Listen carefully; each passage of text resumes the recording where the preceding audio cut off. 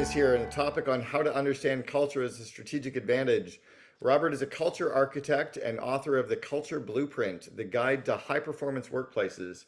He was a culture strategist at Zappos, and he co-created Zappos Insights, a subsidiary company educating companies about the secrets of the amazing employee culture at Zappos and world-class customer service. As one of the leading authorities in the world on employee culture, Robert is a sought-after keynote speaker at conferences and has been hired to teach culture in person at companies such as Google, Toyota, Weston, Salesforce, IBM, Bridgestone, and the NSA. With a recent focus on healthcare, Robert's clients include Boston Scientific, Pfizer, Anthem, and Sanford.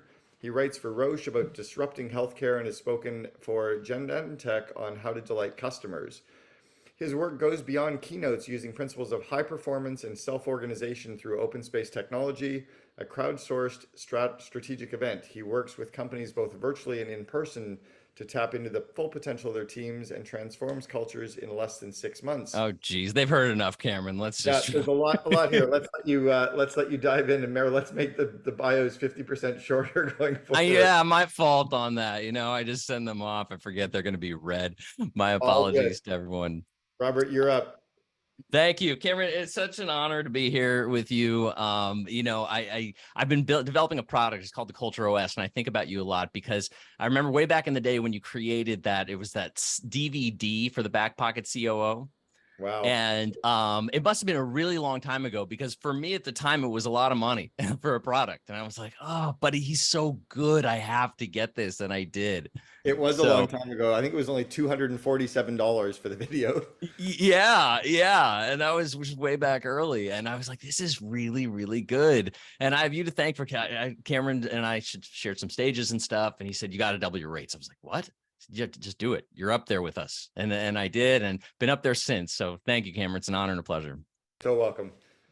Cool. So, hey, everyone, I am here to share with you some things all about culture. And some of you might have a reaction to that, thinking it's the soft stuff. I'll cover that though. And here's my guarantee to you. My guarantee is I'm going to share with you stuff that you have not heard before, even if you've read other culture books. And my guarantee is it'll really blow your mind. And I say it, not me. I do really stupid things sometimes, but the it is discovering the truth through the process of what I've done. So I'm just going to share just briefly, I think even more brief than what Cameron shared about some of the background where I'm coming from Zappos, if you haven't heard of that, and all that I've learned from all these other companies before sharing it. Here's the thing. To guarantee this whole mind-blowing thing I'm talking about, it does require something from you. What it requires is your attention, your most valuable thing. You can't get back in the time. And you can keep me on presenter mode if you want. I'm going to be showing some things. I'm keeping you on gallery mode so I can see it. I can even see your eyes shifting over to Facebook and stuff. Okay. So look, the guarantee only works if you're paying full attention, because I go fast and I'm not going to go back. Okay. If you can agree, if you got something better to do, go do it. I appreciate that you guys are really, really important people, got a lot to do. But if you're going to be here and be present, can I get a hand raised just to opt into that if you opt into it? Okay, great. Thank you so much. Awesome. Okay, so let's get going here. So as Cameron said, Rob Richman, author of the Culture Blueprint, and really got my chops on all of this at Zappos. Who here has had a Zappos experience before? Raise your hand. Some of you. Okay. I mean, raise your hand if you've heard about the Zappos culture before. Okay. A few of you. Yeah. Became well known for being one of the top 10, actually top 6 places to work. And behind that was creating an experience that American Express called #1 customer service by their own customers, not by our ratings. By our ratings, NPS, Net Promoter Score, if you know that, was 90% plus on 25,000 calls coming in a day. And what Tony did, the CEO, was brought me in to start a company within there called Zappos Insights, which was to figure out how Zappos and all these companies that we're visiting, how to do amazing culture. And mind you, just in case some of you are saying, you know what, shoot, is this guy going to turn us into Zappos? Really? Like this, like everything being a romper room? And definitely switch to presenter mode so you can see if you're still in gallery mode. No, it doesn't have to be all of this. It doesn't have to be wacky. This is a picture of my team on Elvis Day, literally drinking in the office. No, you do not have to do that. The whole point of culture is that the principles and techniques go across any type of culture. So what I did was all the best companies in the world would come visit us. We talked to them. I wrote down 300 pages of notes, realized I had a book in that called The Culture Blueprint, then went around the world teaching and training to all these amazing companies and learning from them as well, and just seeing how much culture is this #1 differentiator. And if some of you are still like, culture, the soft stuff, I'm operations, we're COOs, what are we doing? Well, first of all, let me tell you this on a financial level. On a financial level, the top places to work beat both the S&P 500 and the Russell 3000 index, beat both of them, so that gets the financial results. And the thing is, people have asked, okay, wait, how you don't understand my business. You don't understand my business model. It's different. I get that. Here's the thing. This is what I learned visiting around the world to cultures. It's this perfect quote by Leo Tolstoy. Pay attention to this one. Happy families are alike, and every unhappy family is unhappy in its own way. So all your problems are very unique, but all the solutions I'm going to go through are very similar of what great companies do. So what we're going to do with this is I'm going to go from very abstract, and that's going to annoy some of you, but the theoretical people will love it, to very, very specific, to the point that at the end, I'm going to give you the tip I gave the international COO of Westin Hotels. And to this day, I went into a Westin in Calgary, and he said, that hack you gave us changed everything. And that was 3 years later that I walked into the hotel with the managing director. So we're going to get extremely tactical, but I have to start abstract so that we can get there, if that makes sense. So first of all, it amazes me how much we get different answers from what is culture. If you would, if you want to unmic or just write in the chat right now, imagine your employee went up to you and said, hey, Connor, I know you talk about that we need a great culture, but can you I know this sounds like a stupid question, but can you tell me what you mean when you say culture? What would you tell them? See if you can just either unmic, since I called you out, Connor, or if you want to write it in the chat, everybody, what would you tell your employee that? Yeah, I would say that culture is the tenets that we live by in the professional space and how we operate on a day-to-day basis and interact with ourselves and our clients. How we interact, the environment. I'm seeing some answers coming. That was great, Connor. The results, energy, and how we show up. Gee, this is amazing. I mean, first of all, just take a look at this list if you're not seeing this chat. And notice, I don't think anybody would disagree with any of this. But at the same time, they're all different. How can we all have 40 different definitions but all agree? So in a way, what I did, this is a trick question. The trick question is because the definition doesn't matter as much as how do we use culture? I think it's important to define it and for everybody to have a shared definition. And these are all correct. Like I said, they're all great, but how can we have 40 different definitions? So I like to define it very, very differently. 2 ways. One is it's a feeling. Have you ever gone to a party or event or an office and been like, wow, this feels really good here? Or have you ever walked into a dinner party and said to yourself, oh my God, I need to fake an ankle injury right now because I got to get out of here. This is going to be the most boring thing I've ever been at, right? So one, culture is a feeling. I don't care what signs are on the walls, what results you get, what revenue, what your engagement scores are. If people walk in and feel like crap, that is your culture, okay? That's number one in terms of feeling. But here's the second where people kind of go, oh my God. I define it by the only way we can control culture. Who can guess? What is the only way we can, because you can't control people. Even you could put a gun to somebody's head and they might not do it. You might have to shoot them. So how can we actually control the culture then? Mike is on to it. At the front door, pause off and say, wow, you could feel the energy. I love that, Cameron. Hiring, control ourselves. Very cool. Set a great example by our own actions, by our own behaviors. I can live my own behavior and model it. Doesn't control somebody else, right? So this is the important thing to keep in mind, because once people are in, you cannot control them. I will give you ways that will get you the results you want. I promise we're going to get into some really tactical, still cool stuff. We're just going abstract at first. But this is how I like to define it. It's defined by who you let in and who gets kicked out. Those are the boundaries. Those are the boundaries. That's why we have to be really super careful who we let in. And the phrase at Zappos was always hire slow, quick to fire. Hire slowly, quick to fire. Why? Because it's like a marriage. Let's start to date first. Hire quickly. Why? Because you don't want that weed to infect the whole garden, right? So this is the only way the culture is controlled. There are ways that, like I said, that I'm going to go into, but I want to say what we're going to cover for this. I called it show. It feels like a show. You know why it feels like a show? Because we're on a screen. And this is something I'd like to teach you all in mind as well. Does anybody here think virtual culture is the same thing as in-person culture? No, I don't think so. This is the metaphor. I like to use a lot of metaphors because metaphors make it easy to understand something really quickly. I'll give you the metaphor for this is in-person is theater. On-screen virtual is cinema. If you talk to any actor, they will say, yes, I'm acting in both, but they're different art forms, right? So if they're different art forms, they have to act differently. They have to be different. They will tell you it's all different on the stage. So the question to you is, how are you different here?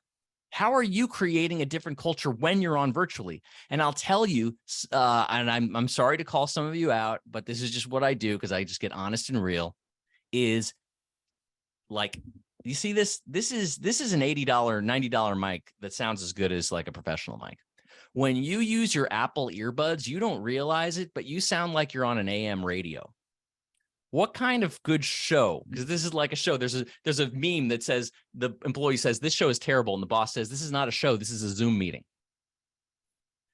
But it is a show, right? So look at how I do all kinds of things to control how I am in the screen. I got lights, I got video. Why? Because in a meeting in person, it's easy to control the environment and everybody's focused. Here, I could lose your attention in a second. You could be on Facebook in a second and I won't know it. So how are you really mastering the culture virtually as well? Okay. So let's go into what I'm going to share with you, which is, hold on one second here. I like to get back to the background. This is another way to do slides. I like to vary things up to keep you involved. This is the poorest span slides you will ever see. Are you ready for this? Ready for this? It's note cards. You just can put them up to the screen. And so what I'm going to teach you is 3 principles. That's where we go abstract. 1 framework that's really powerful and 3 techniques. If you want to share anything with anybody, if you're doing education, this is how it works. Principles to keep in mind. So for example, a principle at Zappos we always use was from good to great. Criticize privately, praise publicly. That's a principle, right? Or give credit to the team when they do well. Take responsibility when things go wrong. That's a principle. Okay. So I'm going to share with you a principle, but I like to do this interactively because it makes you think. It makes you think differently. So the metaphor I like to use, and let me just let you know the power of a metaphor. Does anybody know the metaphor for money that we just use all the time and we just don't even think about it? Like we just only talk about money as a metaphor. Does anybody know what metaphor that is? Well, let me share with you. Time? No. Time. I'm curious what time would be the metaphor for, though. I love time. Time is like a huge thing to me. No, but I'll just say some words and you tell me what it is, okay? Cash flow, revenue stream, rainmaker, pool assets, freeze assets, liquidity, water, right? Every single time you talk about money, you're talking about water. Did you know? Nobody knew that, right? Like, why would we use metaphors? Because it's easy to understand and we use it within culture. Does anybody know what metaphor management culture is based on? Have you ever thought that your management, the words you use, the language you talk about might be a metaphor all the time and you don't even know that you're using it the same way you don't know you're talking about water when you talk about money? Does anybody know the metaphor for management?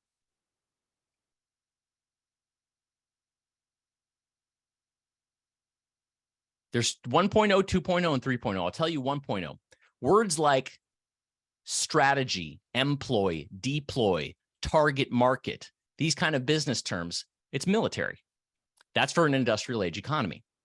Now, we moved into a service economy. So what metaphor is it when I use words like performance, coach, team? Yeah, sports.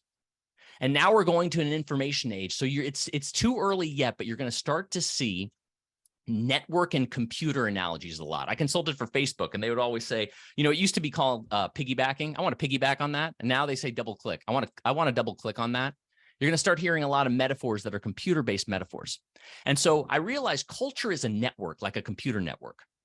So if the currency of money is the dollar, if the currency of a network is electricity or information, what do you think the currency of culture is?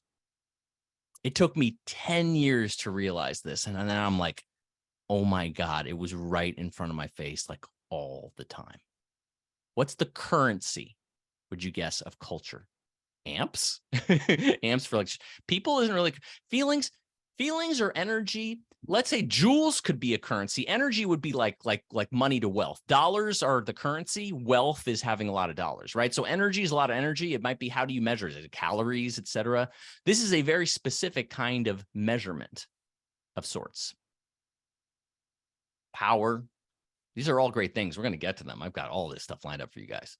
Remember the guarantee, though. If you're doing your email right now, I'm not guaranteeing any kind of breakthrough. Turnover? No. Okay. So I'm going to call the wealth of this is trust. Wealth is trust. I mean, think about that. Imagine if you trusted every single one of your people that you could leave for a month and you're like, I don't even need to call in. I trust these people so much. How valuable is that?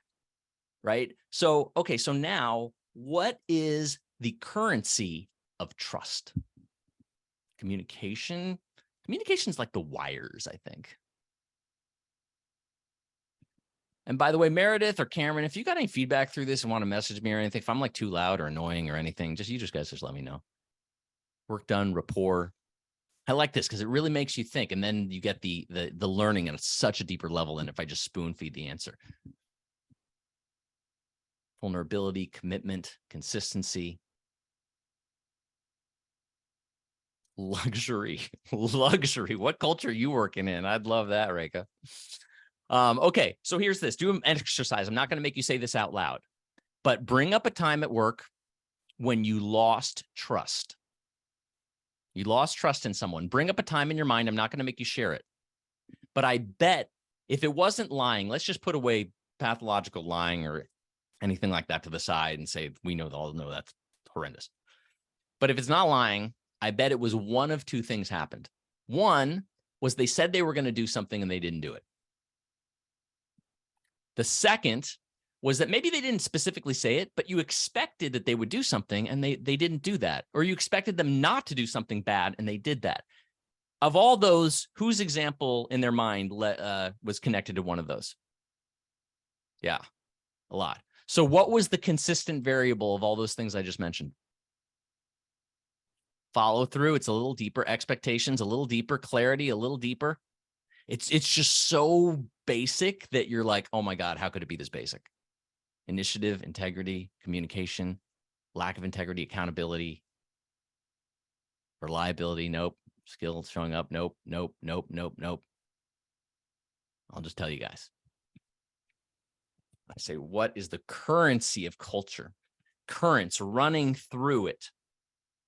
And I'll tell you the hint of it by, there's a self-managed company that has no bosses. And they said, it's not that we really have no bosses. It's that I have 30 bosses because I have contracts between 30 different people. I agree to get you this. You agree to get me that, which is why the currency of culture, I'm talking any culture, even a family, is agreements. The currency is agreements. If you have clear, strong agreements, you've got strong culture. If you have weak or unclear agreements, you have weak culture. It's that simple. It took me 10 years to realize this. What do I mean by implicit versus explicit? Well, for example, I'll show you implicit that's so implicit, it's made all of us liars. I'll prove to you how everybody here is a liar. You're like, I'm not a liar. I'm like, you're a liar. Who here has not done something where you clicked a button and said, I have read and agreed to the terms of service? That is like, what? Wait, I agree to what? Who said what? No, that's not explicit agreement. Explicit agreement is when I went skydiving.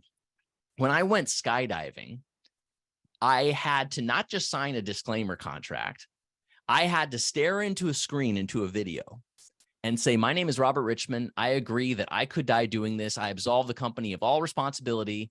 That way, my parents or anybody else wouldn't say, he didn't know what he was signing. That's explicit agreement. And if you think that's not relevant, at Zappos, what we would do with the core values is you would swear an oath and sign a contract that said, I agree that if I do not live these values 24/7, I'm talking at a bar on a Wednesday, I saw somebody get fired. If I don't agree, if I don't live up to this, I will be fired. That's explicit agreement. Right? And this is where it falls through the crack constantly and why you get disappointed. If I say to Jeff, hey, Jeff, can you get me this in 2 weeks? And Jeff says, that should work. Tell me, is that agreement? No. Not unless I do it. Not unless you do it. But tell me, if Jeff says, yes, is that agreement? Yeah. This is how powerful it is. Cialdini, I think it was, did a study of restaurants where they had tables that were open and people didn't come on the reservation. They didn't follow up on their integrity. But culture exists in language. Listen closely to this one because this will blow your mind. They did an experiment to show how much the language of culture and agreements works. So they said, hey, Jeff, we got you down for table 730. Call us if anything changes. And Jeff says, sure, right? But what happened there? The structure of the agreement was I commanded Jeff. I said a command, Jeff, call me if anything changes. He said, sure. He could be like, I didn't really agree to that. Maybe he didn't even say anything. They changed it. So the language instead is, hi, Jeff, we got you down for a table 4 at 7:30. Would you please call us if there are any changes? And they wait to see if Jeff opts in. And then he says yes. And the callback percentage of people who said they weren't coming so they could turn over the table went up by 80%. That's the power of explicit and clear agreements. Is that making sense? Raise your hand if that's making sense. Okay, I want to pause because I'm going to be going next into a framework before another principle. Are there any thoughts, questions? And Cameron, Meredith, this is your show. Please interrupt anytime if you want to guide me any different direction. No, this is great. Okay, great. Awesome.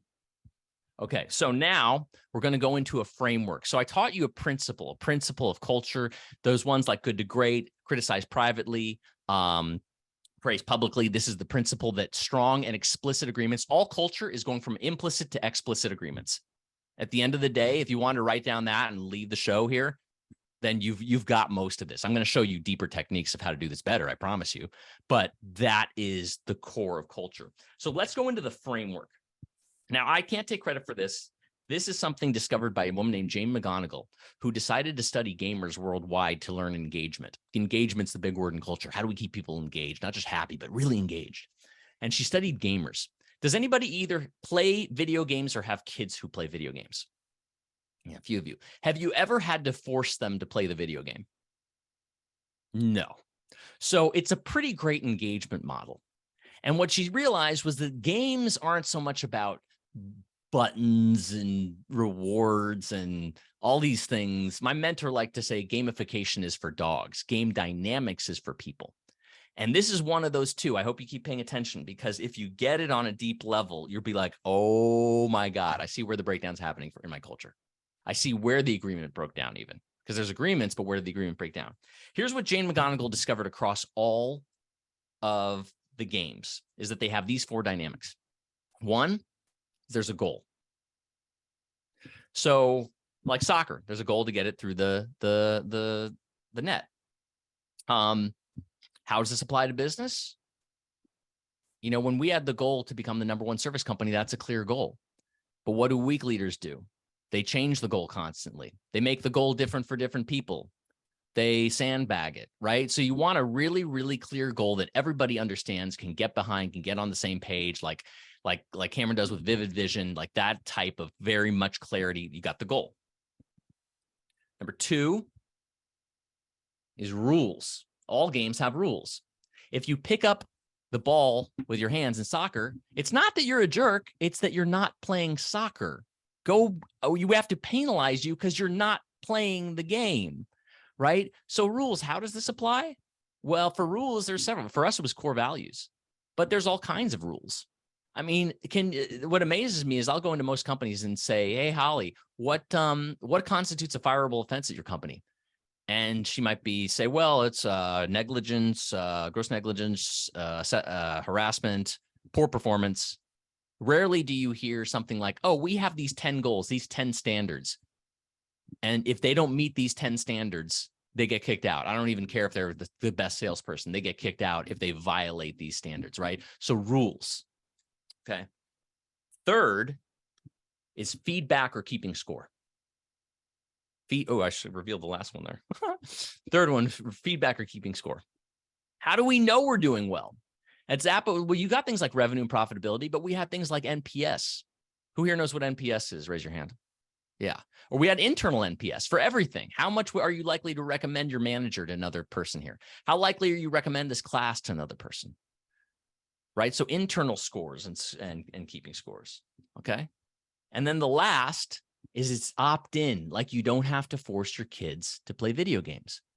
And this blows my mind. If you try doing optional meetings, I introduced this at innovation at Toyota. Half the room said, "Yes, let's do optional meetings." The other half of the room said, "No, nobody's going to show up to my meeting." And here's the question. If they don't need to show up to the meeting to do their job, as in maybe you could just do a video, or it's not a really good meeting that you actually took the time to make energetic and interesting and planned in advance and did all the things, why should they be at your meeting? So we started experimenting with optional meetings. And what was crazy was I did one with a vendor for an assessment. And the people who I thought should show up didn't, some of them.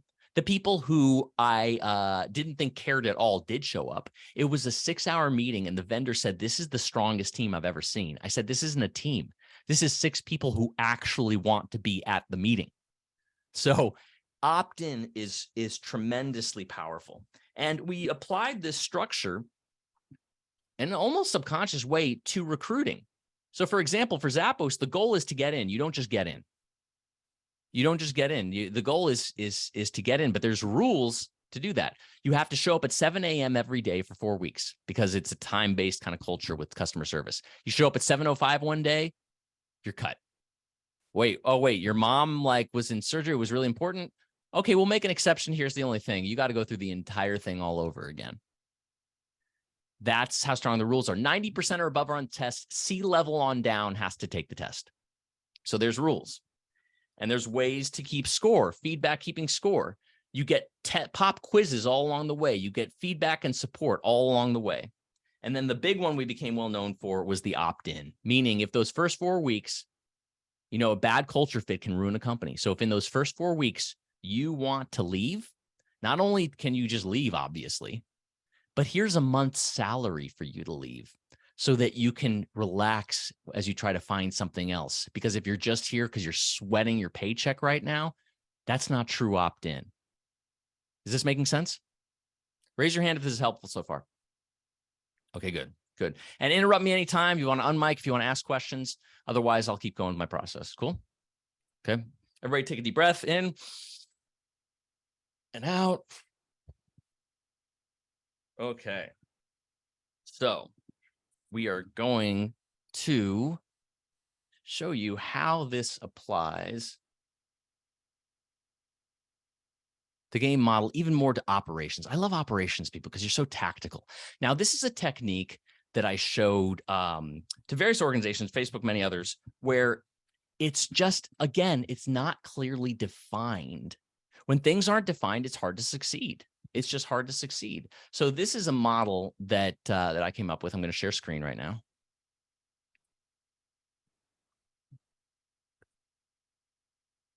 Of how you do this.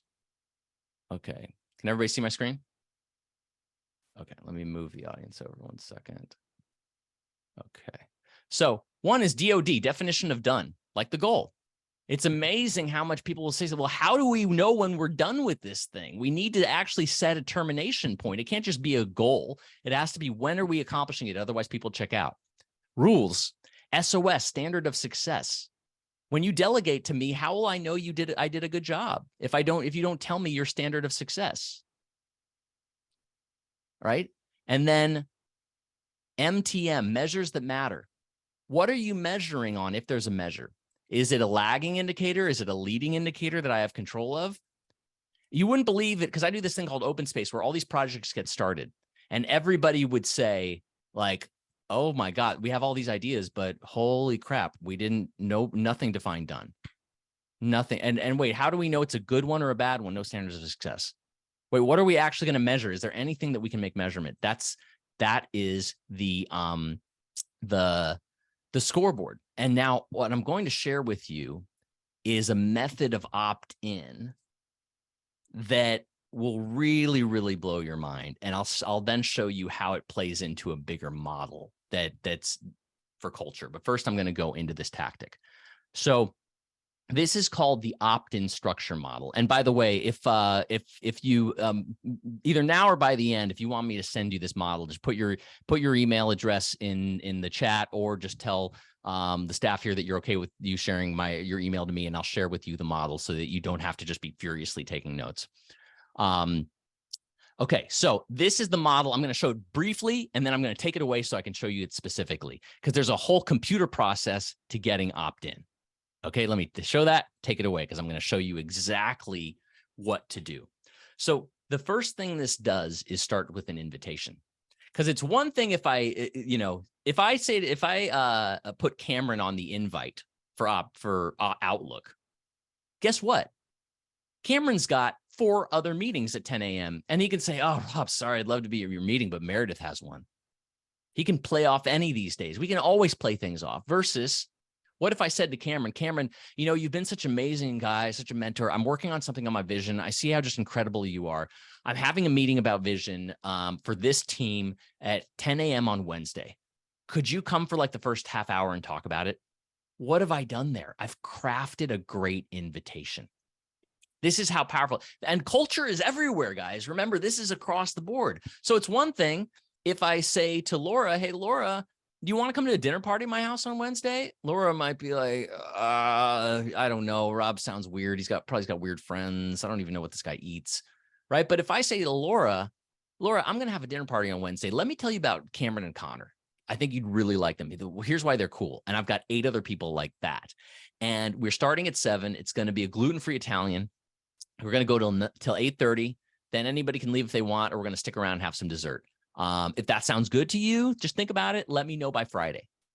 That's an incredibly well-structured invite.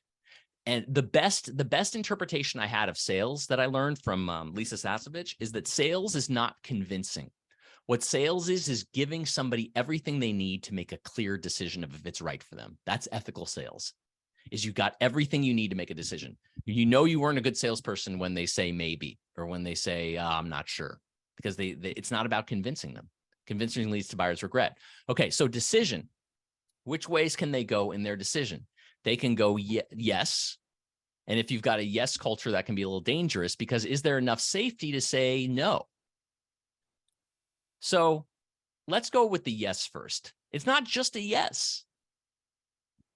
How do we have explicit agreement? We send it over, because you know how many times I've had a conversation with somebody where they have a completely different memory of that conversation? It happens way too often. So I send the agreement.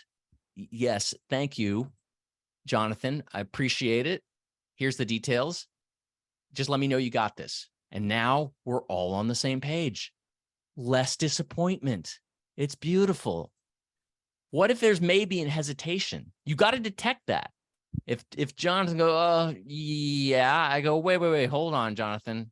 What's going on? I ask for more details. Maybe we need to negotiate it. Maybe I say, Jonathan, let's adjust your priorities. If you're too busy, I got to move your stuff around. Okay. And then I got to recreate the invitation and then go back to the yes, hopefully. And then the no, you might have to accept it in your culture. I don't know. I don't know if people just have to do what you say, but sometimes you got to know. But sometimes the best way, if you're in a superior position, is you reprioritize them. You say like, wait, I got to see what you're doing here. Let's reprioritize it, or let me even watch you do blank. If you think they're inefficient, do it with them. Rather than accusing them of being inefficient, say, hey, I'd love to do this with you. They will get very efficient very, very quickly. Okay. So this is the opt-in framework. And the way that this plays into a larger model I want to show you here is that I think the thing that we all want the most are these three things. At the end of the day, like I said, with agreements, it's simple. So at the end of the day, I think we want energy. I mean, imagine like going into work with just tons of energy. You're like, I can do anything. I can clean the place. I can do whatever. Versus if you have no energy, I could give you your favorite project, Linnea, and you would just be like head on the floor, right? So I think we all want energy, like Cameron was saying at the beginning of people walking in. The second is trust. I mean, how amazing would it be if you could just literally walk away at any point, even be out of contact, your cell phone didn't work in Saudi Arabia for a week, and you're like, everything is totally fine. I'm sure of it. That's deep, deep trust. And the last thing we all want is results, of course. We got to deliver on results. That's what we're here to do, whether that be revenue, whether that be delivery of a product, whether that be supply chain, we're here to deliver results, right? So would anybody not be happy if they got all three of these things, energy, trust, and results? No, I think it's what you want. That's why I made it the result of this culture blueprint model that I have. Now, this would take several days to teach all of it, but the trust, the results, and the energy, results are a result of action. Trust comes from true accountability that I just showed you a technique for. And energy comes from alignment. When we're all in the same boat, going the same direction, we got a lot of energy working together. And these are the intersection of values, vision, and velocity, which is another term which I use for really getting things done. And the things in the blue are where I go into like extreme detail about what's needed for each of these. But for purpose of this conversation, and I'll tell you, I'll shoot you in the email if you gave me the email, how we can go into this deeper if you want to learn more about these, the vision, velocity, values, and all the blue parts. But for now, I've told you, I promise I get you tactical. I just gave you the tactical one for accountability to gain trust. This model that I'm showing you here is what is needed to gain that accountability and trust. So just get a little bigger here. All right. Now we're going to go into what's the technique to get alignment and what's the technique to get action. Let me pause. Any comments or questions before I move forward? No? Okay. So let's go into the alignment part. Okay. Thank you, Ross. Appreciate it. So this is what you have to ask for alignment. Alignment means answering one question, which is this: are we all in? So I want you to just imagine a scenario, make it up in your mind if you have to, but let's use a real one I used at a company that was really helpful to know. The CEO called me in and said, I don't have alignment with my management team. And this can be applied to any team. And I said, what do you want them aligned to? Because that's absolutely key. Whenever anybody says, I want you aligned without saying aligned to what, I consider it manipulation, because that means they're saying, I want you aligned to my will and whatever I say. But if we define what we're aligned to, in this case, he said, I want us all aligned in the agreement that the leadership team is the number one team. More than any of their departments, the leadership team is the number one team. I said, okay, great. Here's what we do. This technique is so simple and it works so quickly to get everybody, quote unquote, bought in. I hate the term bought in. It implies sales. I don't like that. So I like alignment. I call it the Rob method, and it's crazy how it, honestly, I created it before realizing it was my name, oddly enough. Like it's just one of those, I created it in the moment for this to work. So the first R is request. But first, actually what we do is this. I go and I say, Bryce, we are we're seeing if we're all aligned to being on the leadership team. Are you all in? And Bryce might go, yeah, I am all in. Okay, great. Then we just get to skip Bryce. But then if I say to Joseph, are you all in? He says no. And I say, okay, let's take one of the three letters here that you need. The first is request. So Joseph might say, if I'm going to be all in on this, I need a 10% budget increase. That might be a negotiation, or it might be, I need decision rights on this, and that. You guys keep deciding this, and it messes up my department.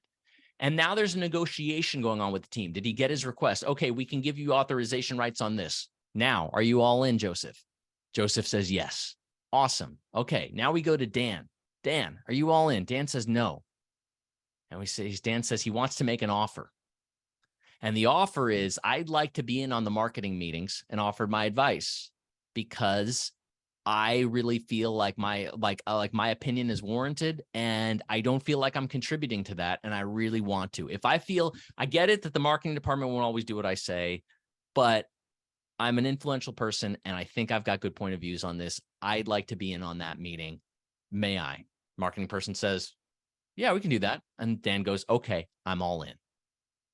And then we say, Alicia, okay, are you all in? And she says no. And we say, okay, why? And then she pulls out the B, which is boundary. She says, I have a boundary that's being crossed. I don't want my boundary crossed. What's the boundary? She says, well, I've got my developers, and Frank keeps taking 2 of them on every other Wednesday. I'm not meeting the goals that we have for this team. Yeah. If Frank can agree to only do blank, or if we agree to get another developer, or if you don't take 5 days a week or whatever that is, my developers are mine, and you don't touch them during these hours. That's my boundary for my team, to protect my team. And Frank says, yeah, I can agree to that. And then I say, Alicia, now are you all in? And she says, yes. And we go around the table, and I've seen this done in less than an hour because everybody wants to be all in. It's not like they don't want to be aligned. It's just that they have reservations.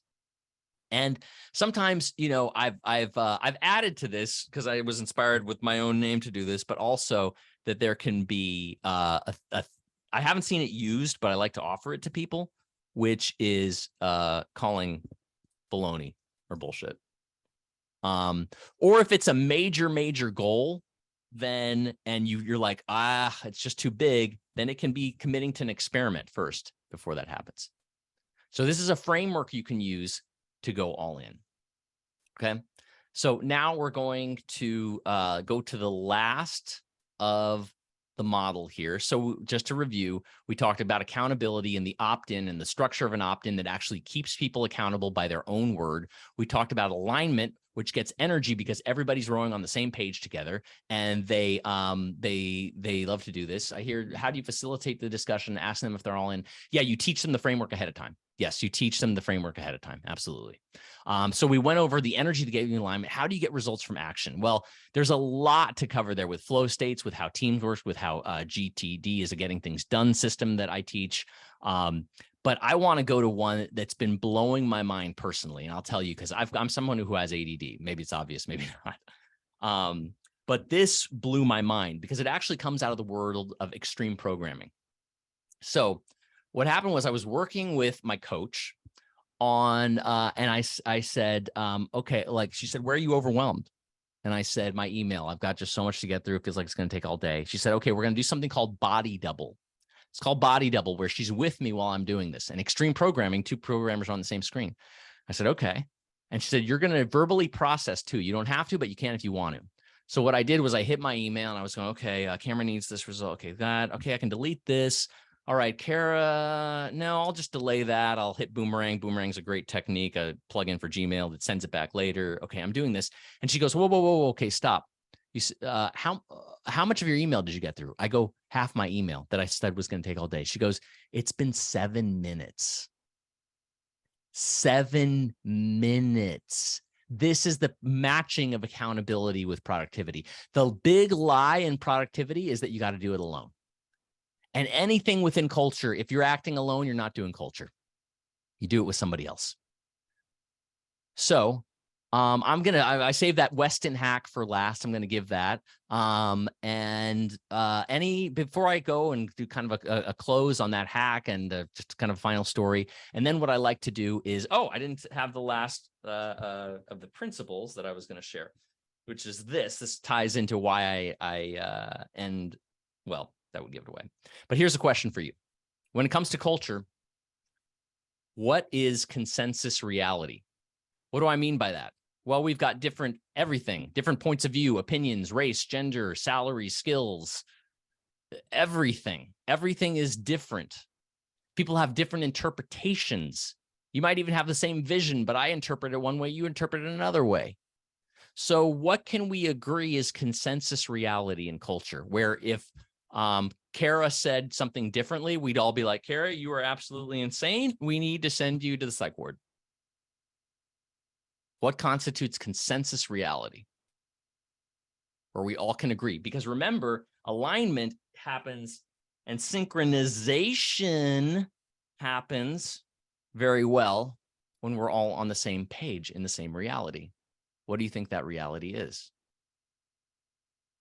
How can we be synchronized to the same reality?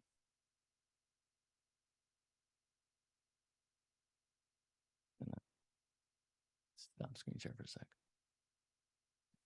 Any guesses? None? Let me tell you what I mean by that, right? So, like, this is a blue pen. Does anybody disagree that this is not a blue pen? Can we agree this is consensus reality that this is a blue pen? Yes? Only it's not. Why?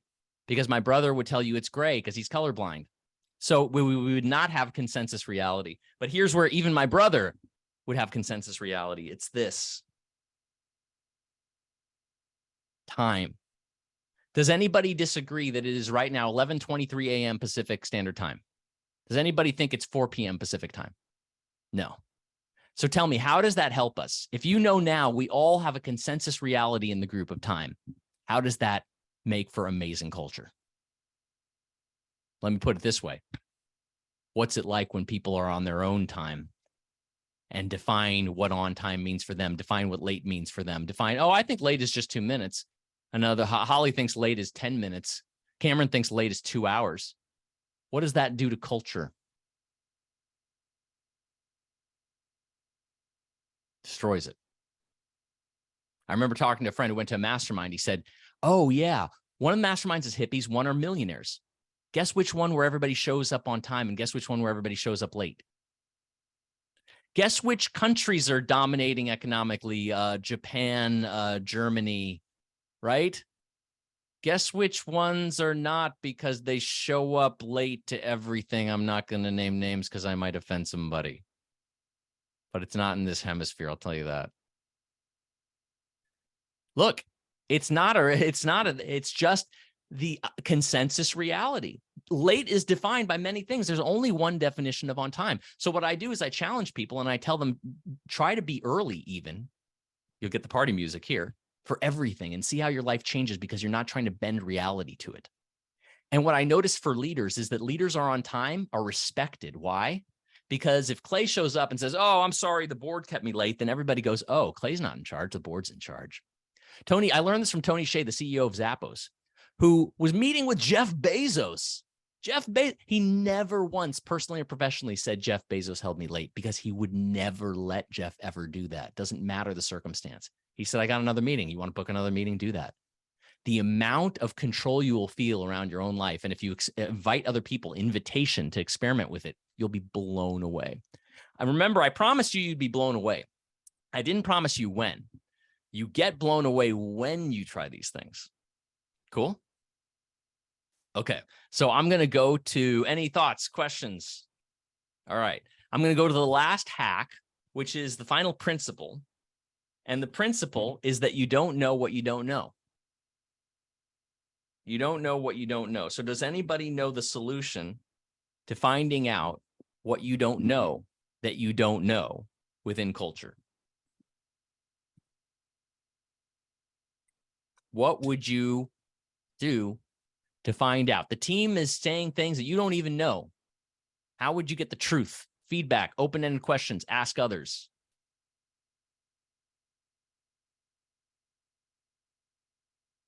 Let me do the share screen one more time here.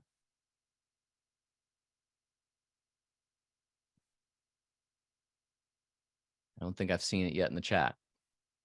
So, greatest culture hack. This is it. Would you please tell me the thing you think I don't want to hear? Would you please tell me the thing you think I don't want to hear? That's it. Why? It gives people safety.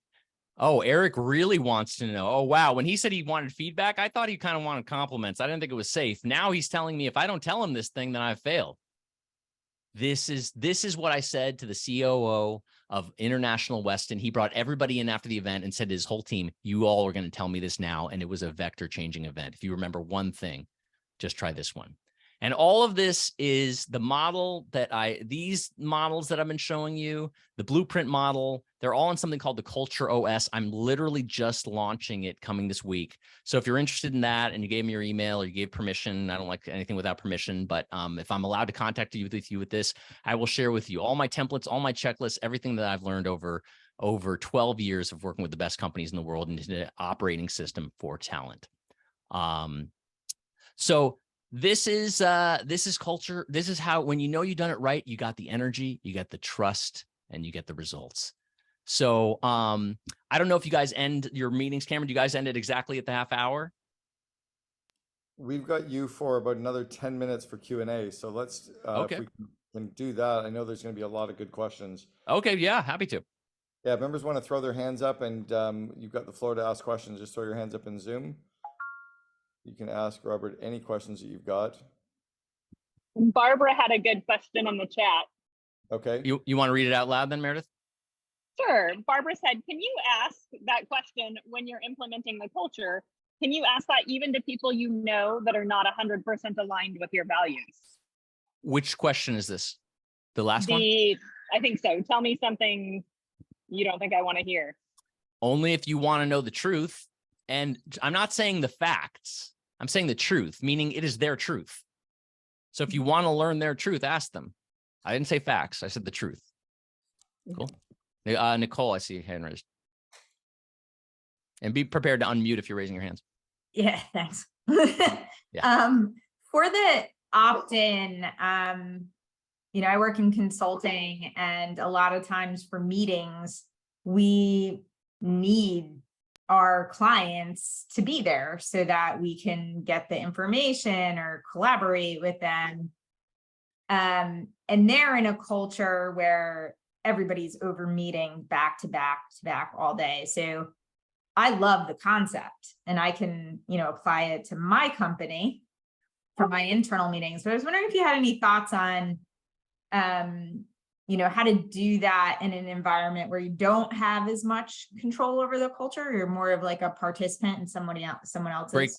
Great question. First of all, I would always remember the opt-in, meaning not forcing anybody to do anything. So let's say you want to try a meeting process or this on-time thing. What you do is I hate the term like a program.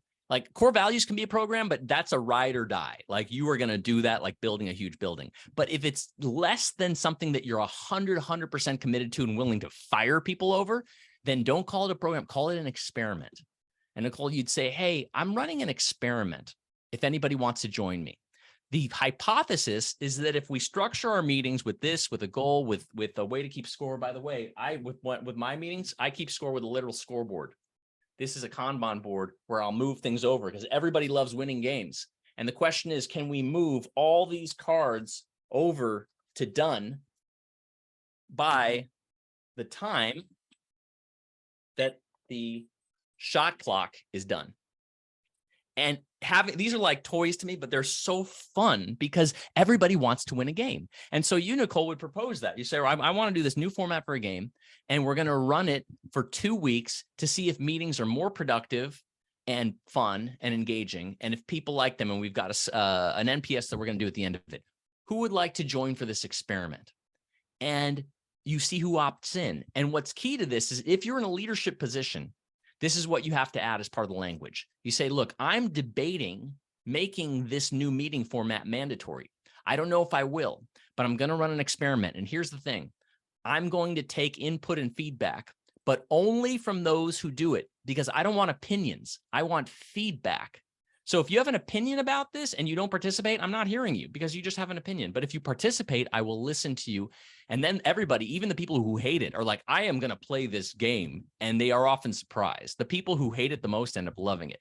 So that would be my answer, is to run it like an experiment and make sure it's opt-in, the people who really want to do it. And people will get jealous of all the energy they see.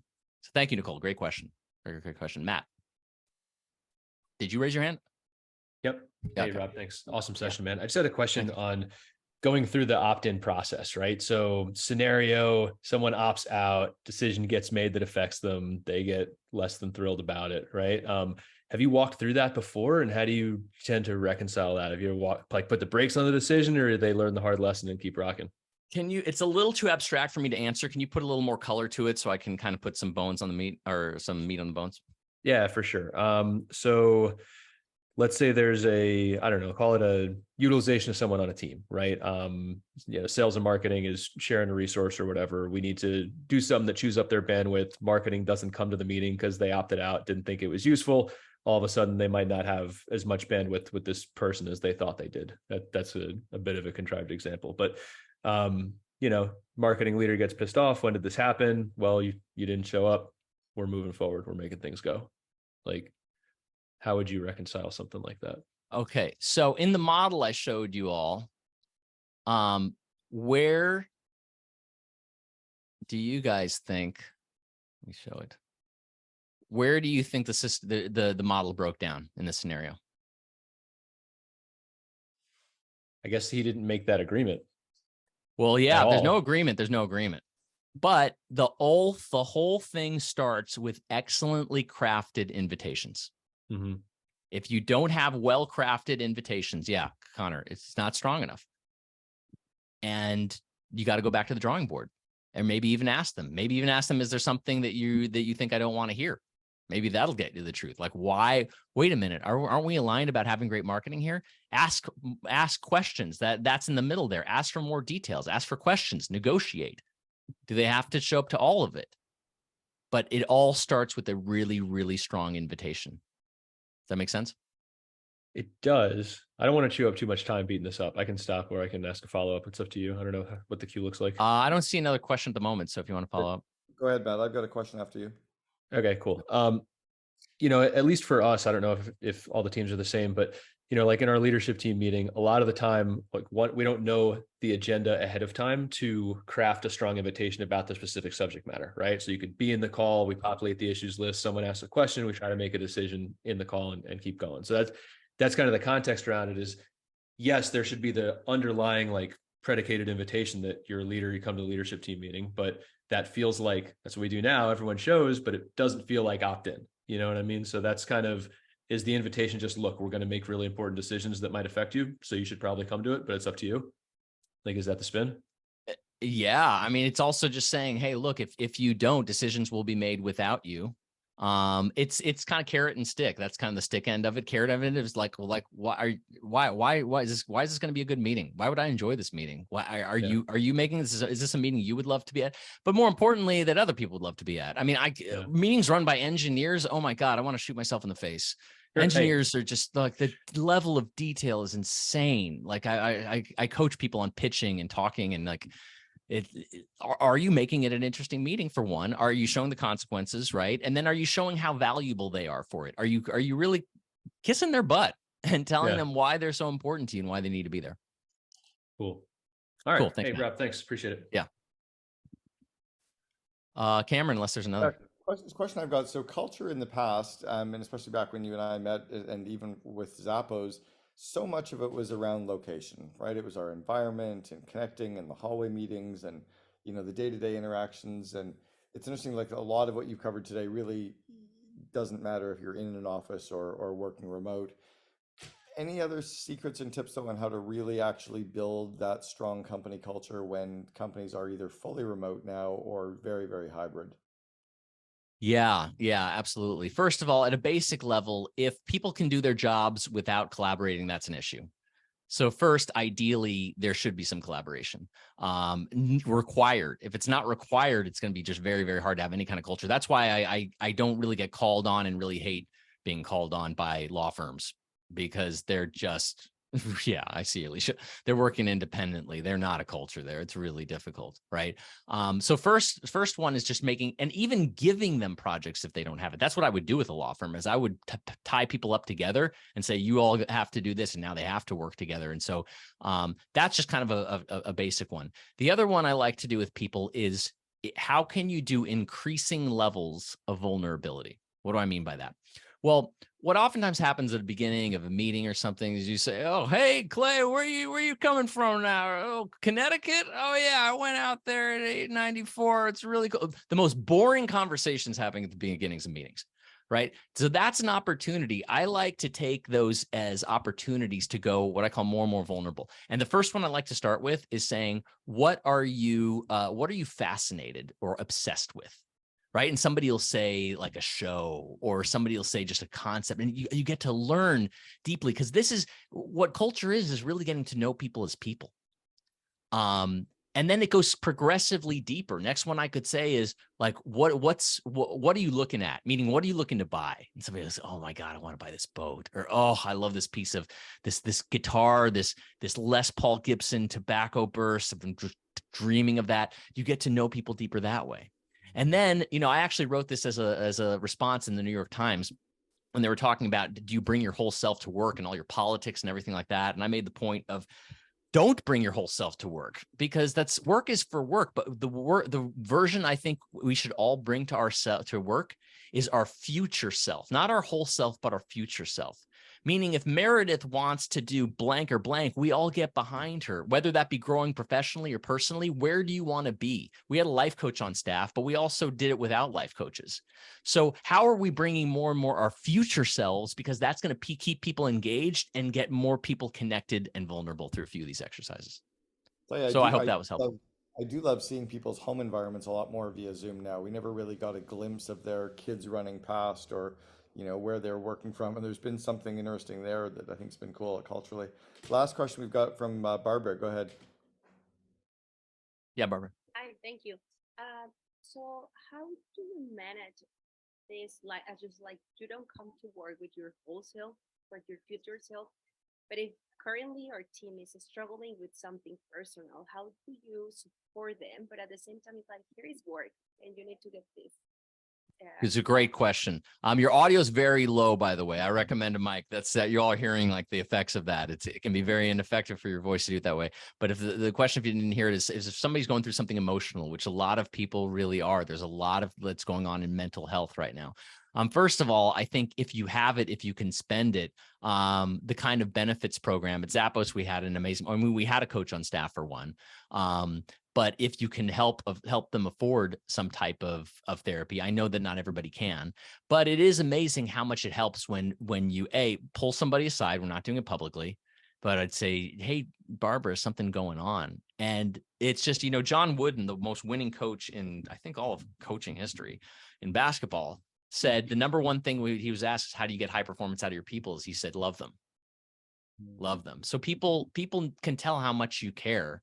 And, it's up to you to, each of those situations is going to be different. And here's a hack for this that nobody uses, that I encourage everybody to use. Everybody thinks the coolest hack is unlimited vacation time. It's the stupidest hack, because the high performers hate vacation. They don't want to take it. The low performers will abuse it. It's just stupid. Like Netflix people do that because they are all high performers already at Netflix. So they're like, we have no vacation policy. Anybody takes off when they want. Right? No, this is the ideal vacation policy, is a burnout prevention policy. So what I would do is I would say, Barbara, okay, prevent these mental health breakdowns. I would say, Barbara, you're going to be taking a vacation in 3 months. And you're like, what? And I'm like, yup, this is part of your job now. I want you to schedule it. Even if you're just staying at home, I don't care what you do, but remember what happens when we go on vacation. What happens? Does anybody do like a big cleaning of their house? Does anybody get a lot done at work right before that because they know they want to be clear for their vacation? Does anybody do things where they let go of their work and notice, oh my God, the team can help out in ways I didn't even realize before? So what I would do with people is quarterly say, we're planning your vacation, to keep that team refreshed so they don't have to run into those emotional problems in the first place when they're not spending time with themselves and with family, etc. Is that helpful? Cool. Love that. All right, everybody, let's go off mute and give Robert a big thank you for helping us out today with the ideas around culture. Thank you. Thank so you. much. Thank you. Appreciate it. My pleasure. Dude, Come on. that was awesome. Thank you. Thank you for the Robert. open applause. I just added Robert. my email address in there. If Thank anybody wants to you. copy it, if you want to reach out to me, if you had more questions, if anything wasn't clear, if you're interested in the Culture OS, the Culture Operating System for Talent, my email address is there. Thank you so much for having me, Cameron. It's always an honor. So thank you all and have a fantastic day. Robert, before you drop off, I want to just show something really quickly. Mhm. This is a photo of me back at the Zappos offices. Nice. Oh my gosh, your hair. My hair, I looked a little bit more like Krusty the Clown. Lovely Tony Hsieh, rest in peace, amazing CEO. And this was Alfred Lin, who was his second in command, his COO. Yeah, he's now at Sequoia. All right, man. Very cool. Thanks, everyone. Have a great day. Robert.